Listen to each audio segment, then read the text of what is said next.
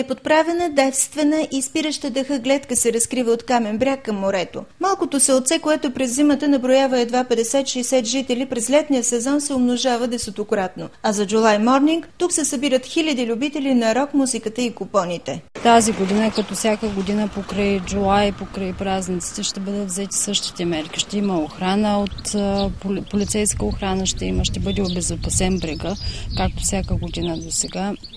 Искрено се надявам всичко да мине напълно нормално. Миналата година, освен предупредителни табели, община Каварна заедно с екоорганизации разпространиха и брошури с указания и съвети как посетителите да пазят красивото кътче и самите себе си. Кметицата на Камен бряг обаче е категорична, че хората трябва сами да се пазят, вместо да се поставят вериги или метални ограждения по брега.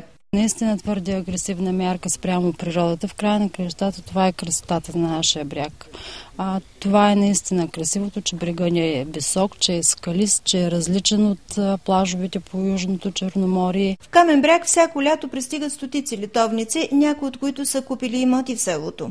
Има други стотици, които идват и почиват по палатки, по пещери и по полето дори някои от тях.